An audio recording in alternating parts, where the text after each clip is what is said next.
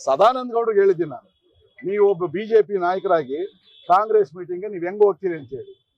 ಅವ್ರ ಬುದ್ಧಿನೂ ಅದೇನೆ, ಸದಾನಂದ ಗೌಡ್ರ ಬುದ್ಧಿನೂ ಹೆಂಗೈತೆ ಅಂದ್ರೆ ವಕ್ರ ಬುದ್ಧಿ. ಅವರು ಕೇಂದ್ರ ಸಚಿವರಾಗಿ ಮುಖ್ಯಮಂತ್ರಿಗಳಾದಾಗ ನಾನು ಬಾಗಿಲು ಕಾಯ್ಕೊಂಡು ಕೂತಿದ್ದಿದ್ದು ಅವ್ರಿಗೆ. ಅರ್ಥವಾಯ್ತಾ? ನಾವ್ ಹೇಳಿದ್ವಿ ನಾವು ಪ್ರತಿ ವರ್ಷ ನಾವು ಮಾಡ್ತಾ ಇದ್ವಿ ಅಂತ ಹೇಳಿದ್ರೆ ಇವತ್ತು ಅವ್ರಿಗೆ ಜಾತಿ ಅಭಿಮಾನ ಬಂದ್ಬಿಟ್ಟೈತೆ. ಹೊಯ್ಸಳ ಮೈದಾನದ ಕೆಂಪೇಗೌಡ ಜಯಂತಿಗೆ ಜನರನ್ನ ಗಣ್ಯರನ್ನ ಬರ್ಲಿಕ್ಕೆ ಅಡ್ಡ ಹಾಕಿದ್ರಂತೆ ನೀವು.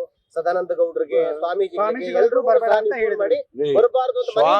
ಸ್ವಾಮೀಜಿಗಳನ್ನ ಬರಬೇಡ ಅಂತ ನಾನು ಮನವಿ ಮಾಡಕ್ ಆಗ್ತದ? ಸಿಎಂ ಅನ್ನು ಬರಬೇಡ ಅಂತ ಹೇಳಿ ನಾನು ಮನವಿ ಮಾಡಕ್ ಆಗ್ತದ? ಸದಾನಂದ ಗೌಡ್ರಿಗೆ ಹೇಳಿದ್ದೀನಿ ನಾನು, ನೀವು ಒಬ್ಬ ಬಿಜೆಪಿ ನಾಯಕರಾಗಿ ಕಾಂಗ್ರೆಸ್ ಮೀಟಿಂಗ್ಗೆ ನೀವು ಹೆಂಗ್ ಹೋಗ್ತೀರಿ ಅಂತ ಹೇಳಿ. ಅವ್ರ ಬುದ್ಧಿನೂ ಅದೇನೆ, ಸದಾನಂದ ಗೌಡ್ರ ಬುದ್ಧಿನೂ ಹೆಂಗೈತೆ ಅಂದ್ರೆ ವಕ್ರ ಬುದ್ಧಿ. ಅವರು ಕೇಂದ್ರ ಸಚಿವರಾಗಿ ಮುಖ್ಯಮಂತ್ರಿಗಳಾದಾಗ ನಾನು ಬಾಗಿಲು ಕಾಯ್ಕೊಂಡು ಕೂತಿದ್ದಿದ್ದು ಅವ್ರಿಗೆ. ಅರ್ಥವಾಯ್ತಾ? ನಾವ್ ಹೇಳಿದ್ವಿ ನಾವು ಪ್ರತಿ ವರ್ಷ ನಾವು ಮಾಡ್ತಾ ಇದ್ವಿ ಅಂತ ಹೇಳಿದ್ರೆ ಇವತ್ತು ಅವ್ರಿಗೆ ಜಾತಿ ಅಭಿಮಾನ ಬಂದ್ಬಿಟ್ಟೈತೆ. ಅವ್ರೇನು ಗೌಡ್ರ, ಅವರು ಸದಾನಂದ ಗೌಡ್ರು ಮಂಗಳೂರು ಕಡೆಯವ್ರು ಗೌಡ್ರು ಅಂತ ಯಾರು ಹೇಳೋದಿಲ್ಲ. ಏನಿದ್ರು ನಮ್ಮ ಹಳೆ ಮೈಸೂರು ಪ್ರಾಂತವ್ರನ್ನೇ ಒಕ್ಕಲಿಗರು ಅಂತ ಹೇಳ್ತಕ್ಕಂಥದ್ದು. ಸದಾನಂದ ಗೌಡ್ರಿಗೆ ಹೇಳಿದ್ರು ಕೂಡ ಬಂದವ್ರೆ ಅಂತ ಹೇಳಿದ್ರೆ ಅವರು ಕೂಡ ಸಂಸದರ ತರನೇ ಅವ್ರದ್ದು ಕೂಡ ವರ್ತನೆ ಅಂತ ಹೇಳಿ ಆಗ್ತಾ ಇದೆ. ನಾನು ಅದನ್ನ ಖಂಡಿಸ್ತಾ ಇದ್ದೀನಿ. ಸದಾನಂದ ಗೌಡ್ರನ್ನ ಇಲ್ಲಿ ಬರ್ಬೇಕಾಗಿತ್ತು. ಈಗ ಸಿಎಂ ನಾವು ಹೇಳಿದ ತಕ್ಷಣ ಬರ್ಲಿಲ್ವೇ? ಬಂದು ನಮ್ಮ ಸನ್ಮಾನ ಸ್ವೀಕಾರ ಮಾಡ್ಲಿಲ್ವಾ? ಆಯ್ತು, ಅಲ್ಲಿ ಹೋಗಿ ಇಲ್ಲಿ ಬರ್ಬೇಕಾಯ್ತಲ್ಲ ಸದಾನಂದ ಗೌಡ್ರು. ಈ ತರದವರಿಂದಾನೇ ಇವತ್ತು ನಮ್ಮ ಪಾರ್ಟಿ ಹಾಳಾಗಿ ಹೋಗ್ತಾ ಇರೋದು. ಸತೀಶ್ ಅವರು ನೀವು ಉಚ್ಚಾಟನೆ ಮಾಡಿದ್ರ ಸರ್? ಉಚ್ಚಾಟನೆ ಇಲ್ಲ, ಅವ್ನ ತಲೆಯಲ್ಲೇ ಇಲ್ಲ, ನಮ್ಮ ತಲೆಯಲ್ಲೇ ಇಲ್ಲ. ನಮ್ಮ ಸ್ಥಳೀಯವಾಗಿ ಉಚ್ಚಾಟನೆ ಮಾಡಾಕಿದ್ವಿ ಅದ್ರ ಕಡೆಗೆ. ಅಂತವ್ರನ್ನ ಇಟ್ಕೊಂಡ್ರೆ ಪಕ್ಷ ಉದ್ಧಾರ ಆಗ್ತದೆ ಏನ್ರಿ? ಅವರು ಇವತ್ತು ಕಾಂಗ್ರೆಸ್ ಹೋಗವ್ರೆ. ಅವರು ಕಾಂಗ್ರೆಸ್ ನೋಡ್ರಿ ಏನ್ ಮಾಡ್ತಾರೆ ಅಂತ ಹೇಳಿ ಅವನು ನಾನೇ ಗೆಲ್ಸಿ ನಾವೇ ಇದು ಮಾಡೋಂಥವ್ರು ಹಿಂಗ್ ಮಾತಾಡ್ತಾರೆ. ಏನು ಅವ್ನು ಮಾತಾಡೋದು ನೋಡ್ಬೇಕಪ್ಪ.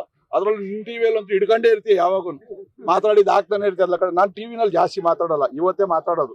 ಮತ್ತೆ ನಾನು ಯಾವತ್ತೂ ಕೂಡ ತಿರ್ಗಾ ಅವ್ರು ಏನಾದ್ರು ಮಾತಾಡಿದ್ರೆ, ಸಂಸದರು ಮಾತಾಡಿದ್ರೆ ಕೌಂಟರ್ ಕೊಡ್ತೀನಿ. ಈ ಚೋಟ ಪೋಟಕ್ಕೆಲ್ಲ ನಾನು ಉತ್ತರನೇ ಕೊಡಲ್ಲ. ಸತೀಶ್ ಅವರು ಸ್ವತಂತ್ರ ಬಂದಿದೆ ಅಂತ ಹೇಳಿ ಇವತ್ತು ಸ್ವತಂತ್ರ ಬಂದಿದೆ, ಮುಕ್ತಿ ಸಿಕ್ಕಿದೆ. ಏನ್ ಸ್ವತಂತ್ರ? ಸರ್ವಾಧಿಕಾರದಿಂದ ನಮಗೆ ಮುಕ್ತಿ ಸಿಕ್ಕಿದೆ ಅಪ್ಪ. ಈಗ ಜನ ಯಾರ ಜೊತೆಲಿದ್ರು, ಯಾರು ಮುಕ್ತಿ ಸಿಕ್ಕಿರೋದು? ನಮಗೆ ಅವರಿಂದ ಮುಕ್ತಿ ಸಿಕ್ಕಿದೆ. ಪಕ್ಷ ಸ್ವಚ್ಛವಾಗಿದೆ. ಇವತ್ತು ಭಾರತೀಯ ಜನತಾ ಪಾರ್ಟಿ ಸ್ವಚ್ಛಂದವಾಗಿದ್ದೀವಿ. ನಮಗೆ ಸ್ವತಂತ್ರ ಸ್ವಲ್ಪ ಸಿಕ್ಕಿರ್ತಕ್ಕಂಥದ್ದು. ಅಂತ ಕಾಂಜಿ ಪಿಂಜಿ ಅವ್ರು ಏನಿರ್ತಾರಲ್ಲ ಆ ತರ ಬಹಳ ಜನ ಕೆಲವರು ಹೋಗ್ತಾರೆ. ಹೋಗೋದಕ್ಕೆ ನಮ್ದೇನು ಅಭ್ಯಂತರ, ನಾವೇ ಹೋಗುವಂತ ಇದೀವಲ್ಲ. ತಿರ್ಗಾ ಕಾಂಗ್ರೆಸ್ ಅವ್ರ ಜೊತೆ ಕೂತ್ಕೊಂಡು ತಿರ್ಗಾ ಬಿಜೆಪಿ ಅಂತ ಯಾಕೆ ಹೇಳ್ತೇನೆ ನೀನು? ಹೊರಟ್ಬಿಡು, ನೀನ್ ಗೆಲ್ಸಿದ್ವಿ, ನಮ್ ಋಣ ಮುಗೀತದ್ಲ ಕಡೆಗೆ. ಅಲ್ಲಿ ಹೋಗಿ ಜನಗಳ ಸೇವೆ ಮಾಡು. ಯಾವುದೇ ಫ್ಲೆಕ್ಸ್ ಗಳಲ್ಲಿ 3 ಜನ ಮಾತ್ರ ಇರ್ತಾರೆ, ಶಾಸಕರು, ಧರ್ಮಪತ್ನಿ ಮತ್ತು ಮಗ. ಕುಟುಂಬದ ರಾಜಕಾರಣಕ್ಕೆ ನಾವೇನು ಬಿಟ್ಕೊಟ್ಟಿಲ್ಲ. ಈಗ ನಾನು ಅವ್ರ ಮನೆಯವ್ರ ಫೋಟೋ ಹಾಕಣಕ್ ಆಗ್ತದೇನಪ್ಪ?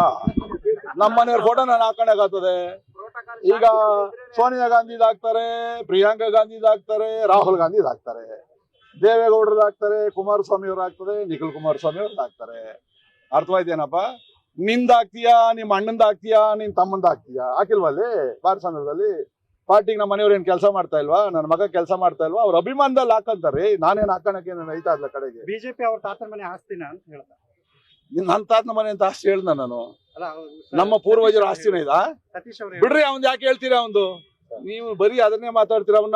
ನಾವು ಅವ್ನ ಹೈಲೈಟ್ ಮಾಡ್ಬಿಟ್ಟಿದೀವಿ ಅದ್ಲ ಕಡೆಗೆ. ಅವನು ಏನೂ ಇಲ್ಲ. ಅರ್ಥವಾಯ್ತೇನಪ್ಪ? ಇವತ್ತಿಂದ ಶುರು ಆಗ್ತದೆ ನಿಜವಾದ ರಾಜಕಾರಣ ಏನು ಅನ್ನೋದು.